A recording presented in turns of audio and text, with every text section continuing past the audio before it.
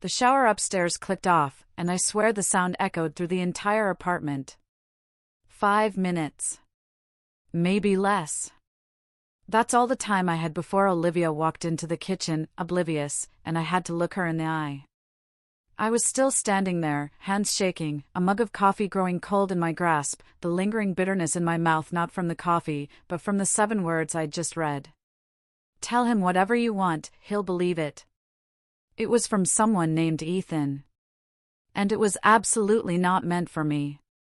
Her iPad, connected to her phone, had lit up on the kitchen counter while I was just making breakfast. Not snooping, just living my life, utterly unprepared for my entire world to fracture. I watched, in horrifying slow motion, as 4 years of my relationship revealed itself to be a meticulously constructed lie.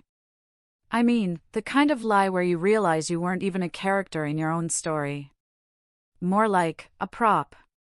A really convenient prop. I gripped the iPad, my fingers clumsy. I opened her messages. There it was, a group chat called Nashville Mayhem, 6 people in it. Olivia, Sarah, Ashley, and 3 guys, Ethan, Daniel, and Kevin. My breath hitched. I scrolled. The very first message I saw was Ethan talking about booking an Airbnb with 3 bedrooms, so they could, quote, split up however they wanted. Sarah replied with a winky face. Ashley sent a gif of someone popping champagne. And then, there it was. From Olivia. My girlfriend of 4 years, the woman I was planning to propose to next month. She typed out how her boyfriend had literally paid for her flight, thinking this was a girls' trip. Ethan's reply? The one that had just shattered my morning, tell him whatever you want, he'll believe it. Olivia's response to that? 3 crying laughing emojis. My stomach dropped so hard I thought I might be sick right there on the kitchen floor. I kept scrolling, past the group chat, into her private messages with Ethan. They went back 2 months. This whole girls' trip to Nashville? It had been a couple's trip from the start. The flirting with Ethan made my skin crawl. She called him adventurous. She called him exciting. In one message, she actually said she needed a break from vanilla. When Ethan asked what she meant, she explained it. I was like a safety net, comfortable but boring. He was like a trampoline. A trampoline. That's what 4 years of my life, my love, my commitment, had been reduced to. A piece of gym equipment. Mr. Reliable, the one who paid for plane tickets, while my girlfriend planned to share an Airbnb bedroom with some guy who used way too many flame emojis. The faucet in the bathroom upstairs dripped once. Time was running out. My hands were shaking so bad I nearly dropped the iPad, but I forced myself to work. Screenshots. Every single damning message. The group chat. The private texts with Ethan. The Airbnb listing that clearly showed it advertised for couples.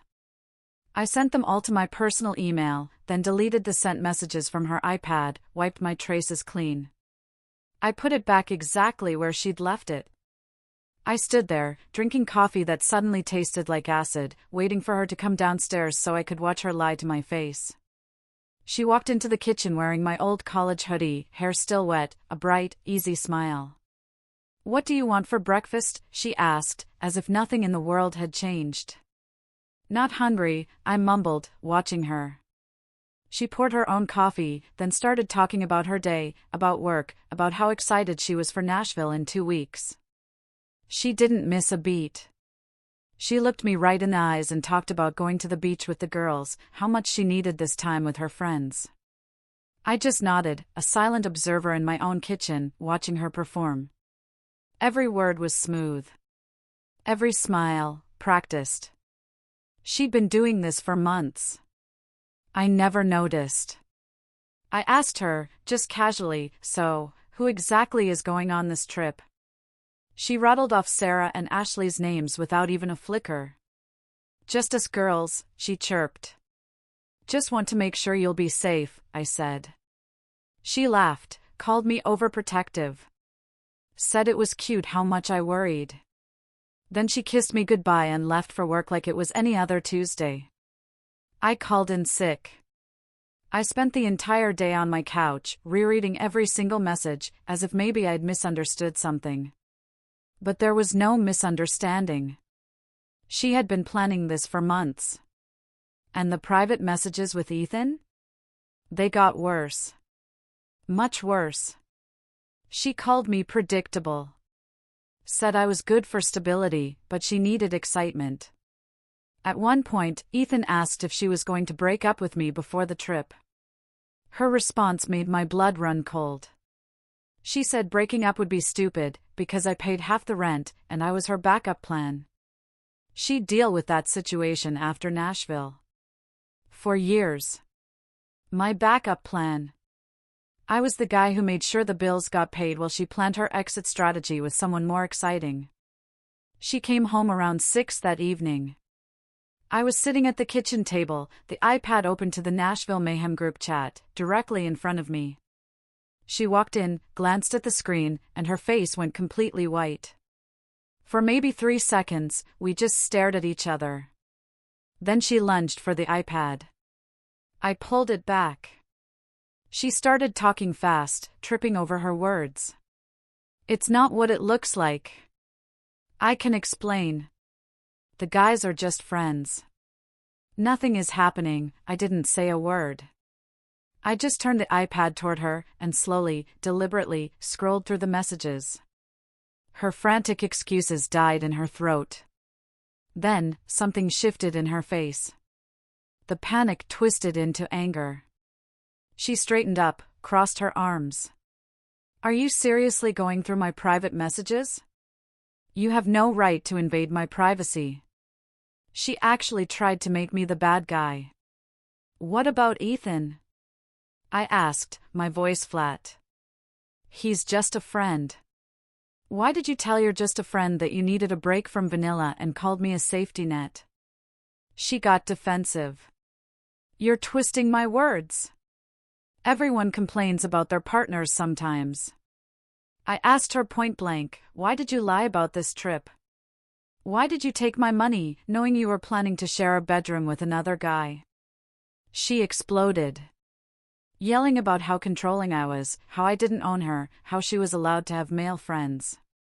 You're being insecure and jealous over nothing. I stayed calm. Is this actually a girls' trip, Olivia? Or are there 3 guys going? She stopped yelling. Her jaw tightened. Yes, she finally admitted. There are guys going. But if you trusted me, it wouldn't matter. Then she added, I'm sick of you being so insecure about everything. Maybe I really do need space from this relationship. Space? I asked. She looked me dead in the eye and delivered her ultimatum. I'm going on this trip. You can either accept that I have male friends and stop being controlling, or you can be single. Those are your 2 options. The room went completely silent. She stood there, arms crossed, waiting for me to back down like I always did. Waiting for reliable Mr. Safety Net to apologize and let it go. But something in me broke. Or maybe, finally, something fixed itself. I stood up, walked past her to the bedroom, and grabbed my phone. She followed, demanding to know what I was doing. I didn't answer. I just opened my contacts and called someone I never, ever thought I'd need to call about something like this. Her father, George. He picked up on the second ring. George, I said, my voice steady despite the tremor in my hands. I need to talk to you in person. It's about Olivia. Can you meet me in an hour? There was a pause, a long, heavy silence, then a firm yes. Olivia's face went from angry to terrified in half a second. What are you doing? Don't you dare involve my parents. She tried to grab my phone, but I stepped back. I looked at her one last time. You gave me 2 options, I said. I'm picking option 3. George met me at a diner 20 minutes from our apartment. Before I left, I grabbed my laptop, made absolutely sure all the screenshots were saved in 3 different places, and walked out while Olivia was still yelling behind me about how I was overreacting, how I was making everything worse. She tried to follow me to my car, but I locked the doors before she could get in.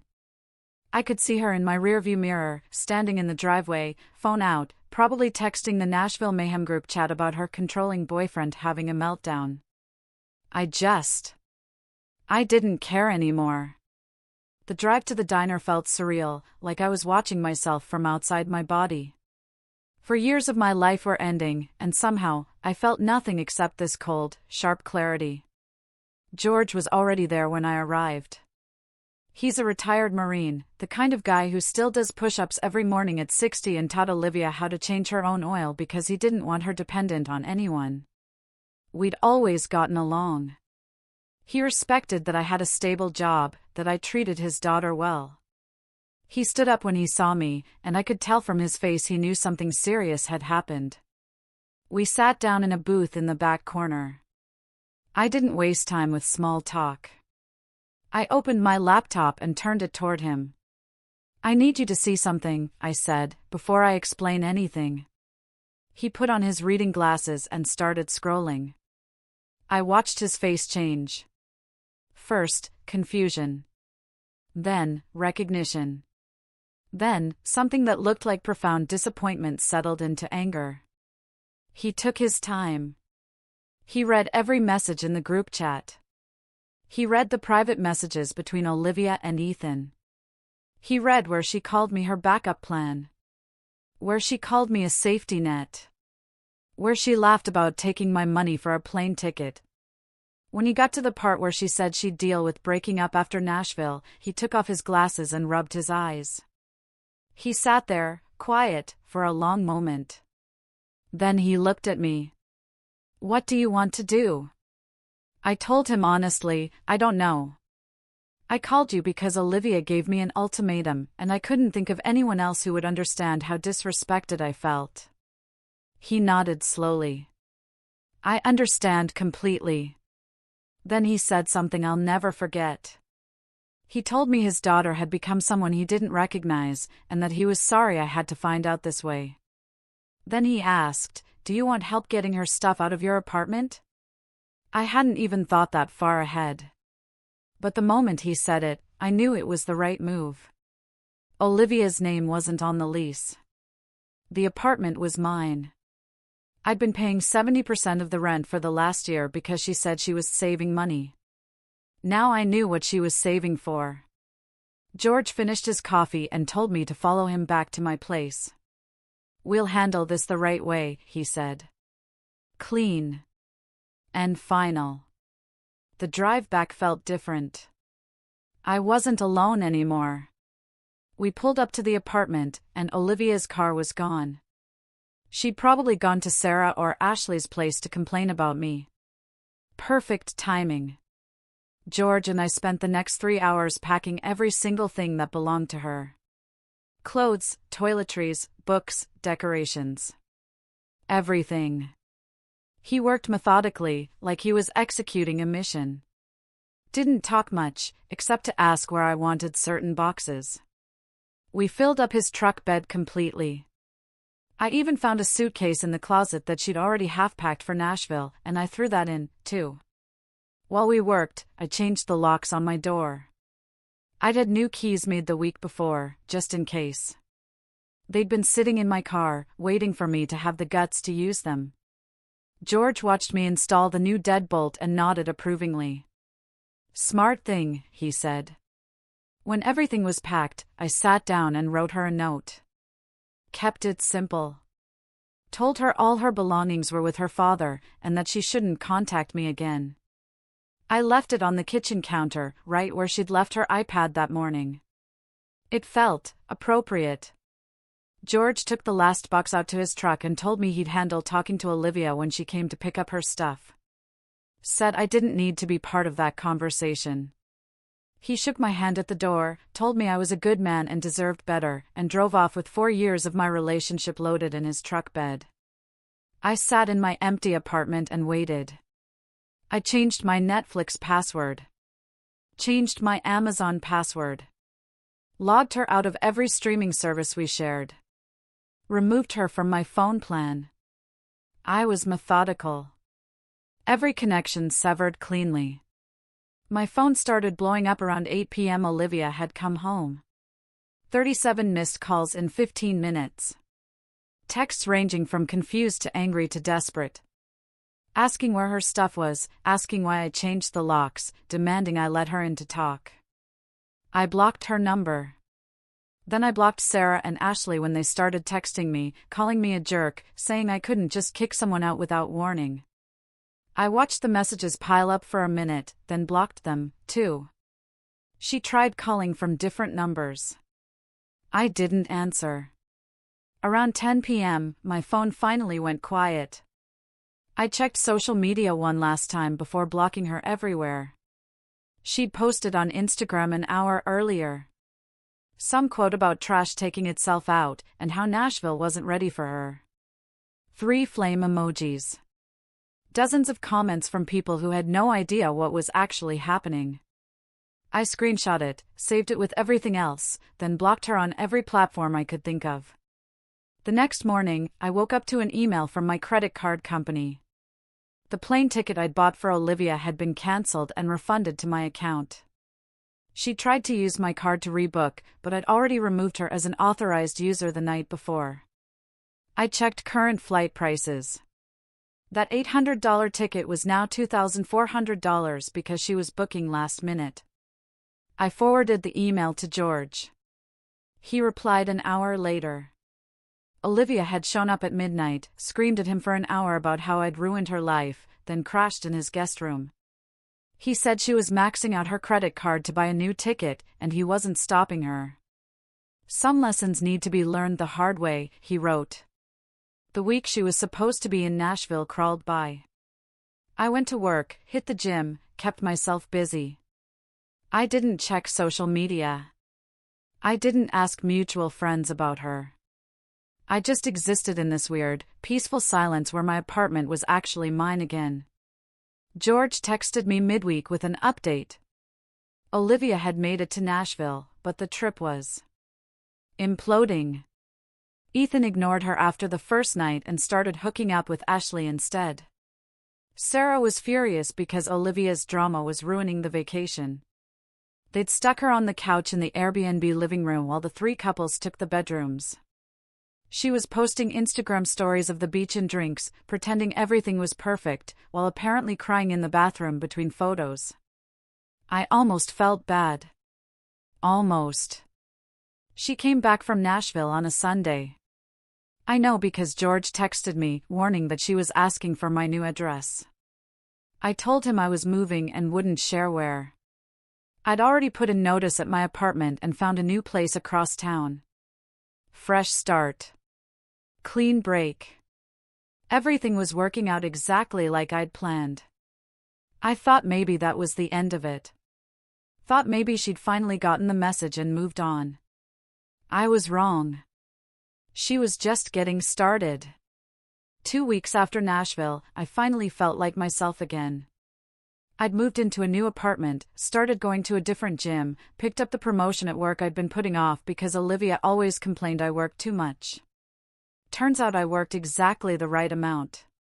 She just wanted me around to pay bills while she planned her exit strategy. My new place was smaller, but it was mine. No shared memories. No ghosts of arguments in the kitchen. I was sleeping better than I had in months. George checked in every few days. Said Olivia was staying with Sarah now because living with him meant following his rules, and she couldn't handle that. Said she'd been fired from her job for calling out too many times. Said she kept asking about me, but he wasn't giving her anything. I appreciated him more than he probably knew. The messages started coming through mutual friends first. People I barely knew suddenly reaching out, asking if I was okay, saying Olivia really wanted to talk, suggesting maybe I was being too harsh. I didn't engage. I just muted the conversations and moved on. Then she started showing up at my old apartment. The new tenants called the police twice. I had to send them the documentation showing she had no legal right to be there anymore. She tried my office next, but security turned her away. I'd warned them she might show up. Then, for about a week, everything went quiet. And I thought, maybe, she'd finally accepted reality. I was walking out of the grocery store on a Saturday afternoon when I saw her. She was leaning against my car in the parking lot, wearing an old hoodie I used to own and sweatpants I'd never seen before. No makeup, hair pulled back. She looked utterly exhausted. My first instinct was to turn around and go back inside, but she'd already seen me. I kept walking toward my car. She pushed off the hood and stepped into my path. She started talking immediately. How she'd been trying to reach me for weeks. How we needed to talk. I clicked my key fob, and my trunk popped open. I started loading groceries without looking at her. She kept talking. Nashville was a disaster. Ethan turned out to be a jerk who ditched her for Ashley. Sarah stopped talking to her. She had nowhere to go, no money. Couldn't I see she needed help? I closed my trunk and finally looked at her.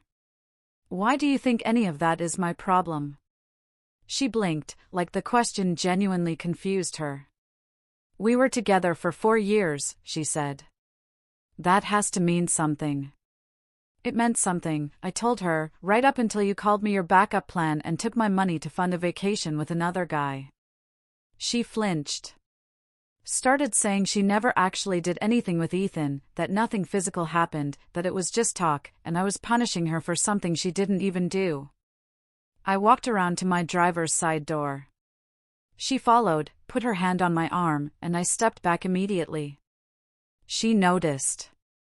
Her eyes got wet, and she started crying. Said she was scared. Said she didn't know what to do.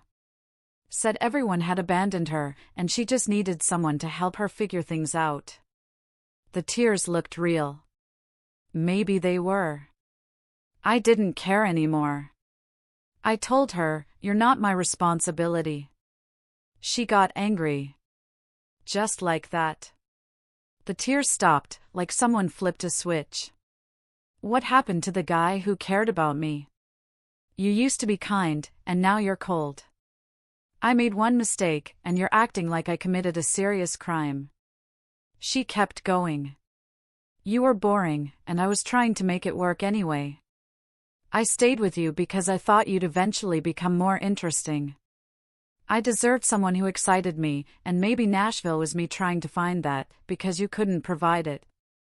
There it was. The real Olivia. Not the crying girl who needed help, but the person who genuinely believed she'd done nothing wrong. I unlocked my car door. "Where are you living now?" she asked. "I just want to know you're safe." "You'll never find out," I said. She started in on me being petty, about how real love meant forgiveness, about how I was throwing away 4 years over nothing. I opened my car door and turned back to her one last time. "You're not sad about losing me," I said. "You're sad about losing comfort." She started to argue, but I cut her off. "You don't have a home to come back to. Your dad helped me pack your stuff. I've moved to a place you'll never find. I blocked you on everything for a reason." Her face went pale. "How can you be so cruel? How could you call me your backup plan and expect me to stick around?" I got in my car. She grabbed the doorframe, started saying she could change, that she realized what she'd lost, that she'd do anything to fix this. My phone lit up on the passenger seat. A text from Emma, asking if I was still good for dinner Tuesday. I'd met her at a work conference 2 weeks back. Nothing serious yet, just coffee and conversation, but she'd made me laugh for the first time in months. Something promising. Olivia saw the notification. Saw the name. Her whole face changed. She let go of my door and stepped back. "Are you seeing someone?" I didn't answer. Just closed my door and started the engine. She stood there in the parking lot as I backed out. Didn't move. Just watched me leave with this look of complete disbelief, like she couldn't understand how the reliable backup plan had suddenly developed a spine. I drove away and checked my rearview mirror once. She was still standing there, alone in an empty parking lot, holding her phone, like she was trying to decide who to call. I felt nothing. No guilt, no satisfaction, nothing. Just this calm certainty that I'd made the right choice. That night, I texted George. Told him Olivia had found me, but I'd handled it. Told him I appreciated everything he'd done. He responded immediately. Said he was proud of me. Said his daughter made her choices and had to live with them. Said I should move forward and not look back. I took his advice. I deleted every photo of Olivia from my phone. Unfollowed every mutual friend we had.